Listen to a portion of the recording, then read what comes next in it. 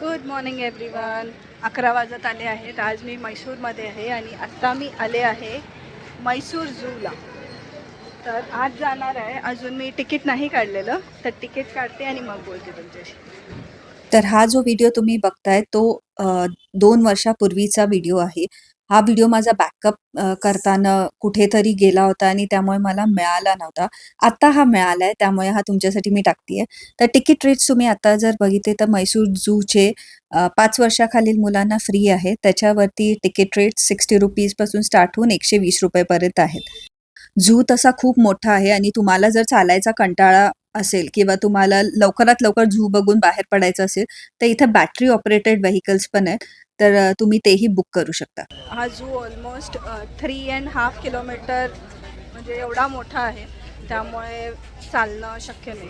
आणि आम्ही already wildlife भरपूर बघितलेली आहे. सो आम्ही बॅटरी ऑपरेटिव्ह गाडीतूनच जाणार आहे. इथे दिसत आहेत बघा, तर या गाडीतून आम्ही जाणार आहे.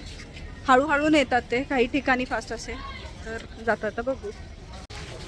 आत आल्या आल्या अगदी गाडीच्या मागे मस्त मोठं जिराफ आहे. पहिल्यांदा मला वाटलं म्हणजे असं स्ट्रक्चर उभं केलं, स्टॅच्यू आहे, पण तो ॲक्च्युली मोठाच्या मोठा जिराफ आहे छानपैकी.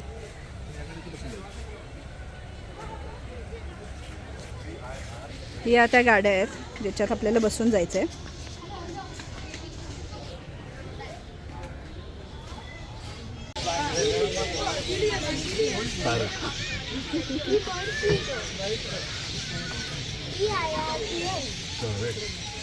हा सगळं बर्ड्सचा एरिया. व्हाइट पीकॉक को हाँ सर नीचे सारस crane.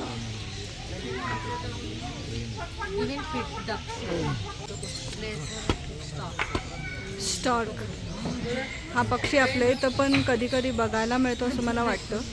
Ring necked pheasant right side of ring necked pheasant हो. लेफ्ट साइड ऑफ तर हे ग्रे पॅरट आहे. Sun conure right side of golden pheasant छोटे छोटे right side of blue and gold macaw खूपच मोठे आहेत, खूपच मोठे.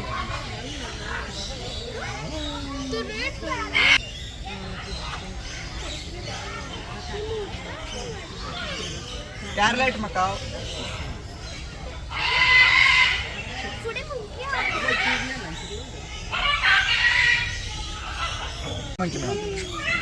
कपुचिन.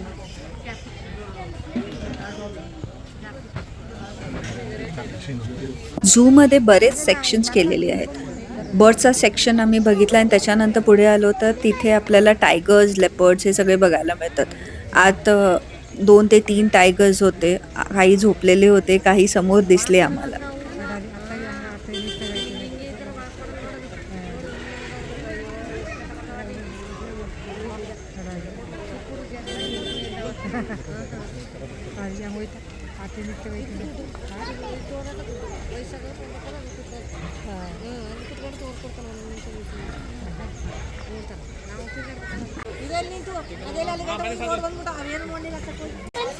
हो सांग. हे बघ, कार्निवरस झोन दिलं आहे त्याने. Leopard is what? Carnivorous animal.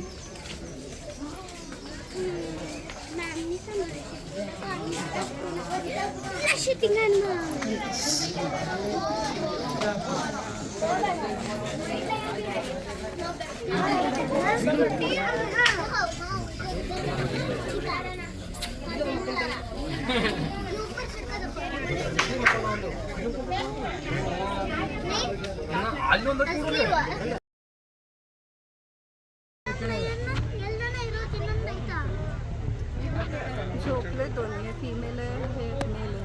Tigers आणि लेपर्ड बघायला मिळणार हे तर मला माहीतच होतं, पण इथे लायन्स पण बघायला मिळतील याची मला अजिबात अपेक्षा नव्हती. इकडे आम्ही आता कार्निवरस सेक्शन बघून आम्ही पुढे आलो तर इकडे एक मंकीजचा सेक्शन पूर्णपणे वेगळा आहे. यात वेगवेगळे मंकीज आहेत, जसं लायन टेल मकाव आहे, चिंपांझी, गोरिल्ला. हा समोर जो आहे तो लायन टेल मकाव आहे. त्याने शेवटपर्यंत मागे बघितलं नाही, त्यामुळे मी तुम्हाला चेहरा वेगळा एक फोटो दाखवते इथे. तर खूप इंटरेस्टिंग अशी माकडाची जात आहे. त्याच्यात तुम्हाला म्हणजे ही ऑल ओव्हर द वर्ल्ड बघायला गेला तर खूप कमी ठिकाणी हे माकड बघायला मिळतं. त्यातलंच आपल्या इंडियामध्ये वालपराईसारख्या ठिकाणी निलगिरीजमध्ये तुम्हाला लायन टेल मकाव दिसतं.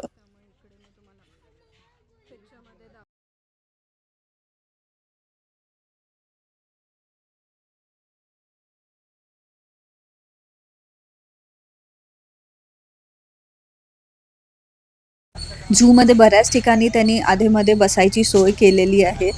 परत कॅन्टीन पण आहे, त्यामुळे तुम्ही जर थकला असाल, भूक लागली असेल, मुलांना घेऊन चालत आला असाल, तर तुम्ही मध्ये-मध्ये तसं रेस्ट करून मग पुढे जाऊ शकता. झोपलेले आहेत.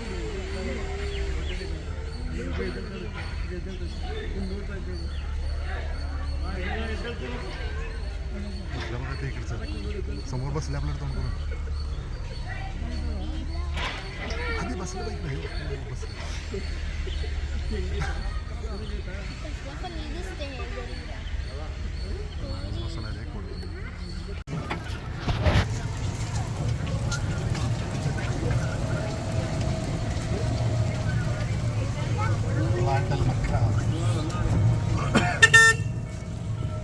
इकडं हॉस्पिटल आहे झूचं. ऑडिटोरियम आहे.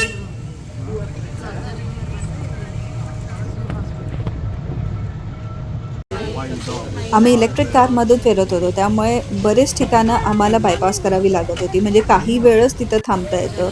तुम्हाला जर पाहिजे तर तुम्ही चालत येऊ शकता. म्हणजे प्रत्येक ठिकाणी तुम्हाला तुमच्या मनाप्रमाणे थांबता येईल.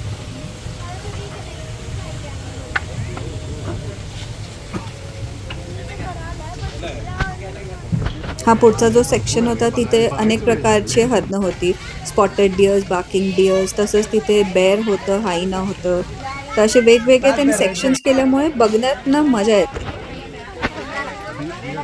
पार्किंग डियर लेफ्ट साइड बाईक ना लेफ्ट साइड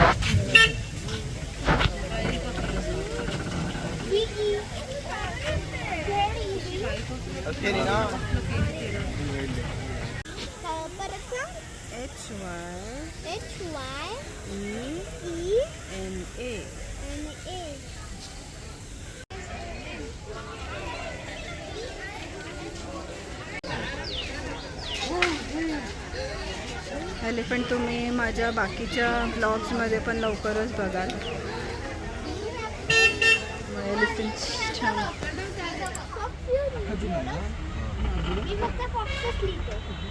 हनुमान मंदिर लेफ्ट साइड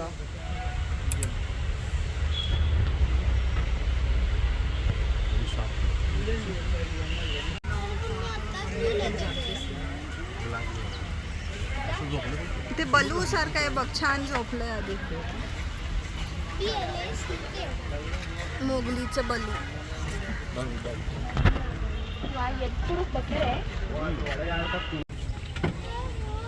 रायनो हा एक असा प्राणी आहे जो आता झू पुरता मर्यादित राहतो का काय असं वाटायला लागलंय. कंटिन्युअसली होणाऱ्या हंटिंगमुळे रायनोज आता खूप कमी राहिलेत.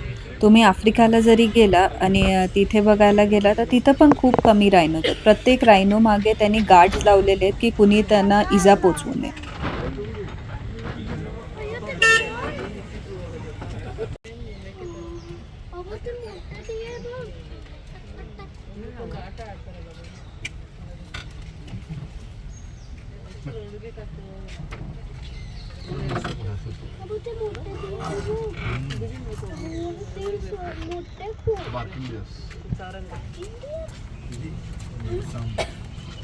ರೈಟ್ ಸೈಡ್ ಕಡವೆ ಸರ್ ಸಾಂಬಾರ್ ಡಿಯರ್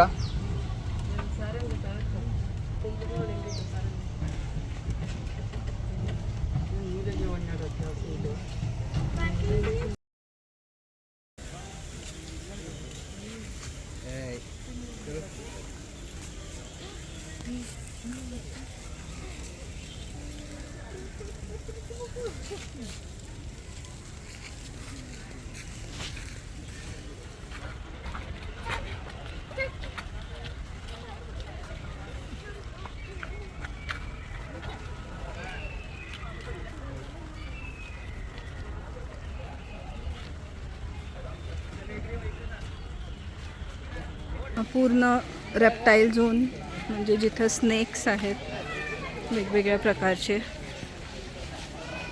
गर्दी भरपूर असते.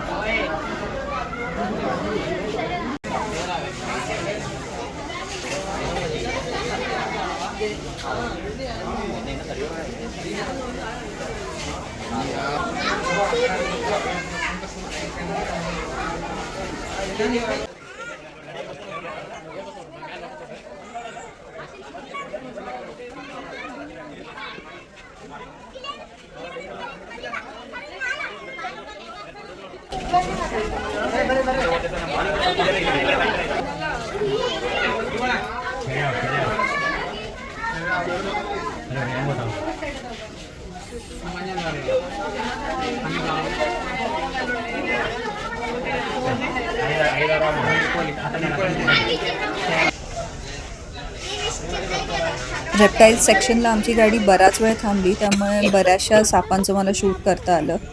पुढे आपल्याला लगेच इथे मगर आणि ॲलिगेटर असे अनेक रेप्टाईल्स पण बघायला मिळाले.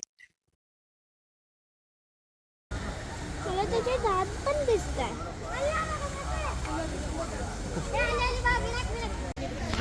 पाण्याजवळ आढळणारे अनेक पक्षी सुद्धा होते. मग ते त्यांनी असे एन्क्लोजर एक केलेलं होतं, ज्याच्या आत मोठी स्पेस अशी होती आणि तिथे असे हे बर्ड्स तुम्हाला बघायला मिळतात.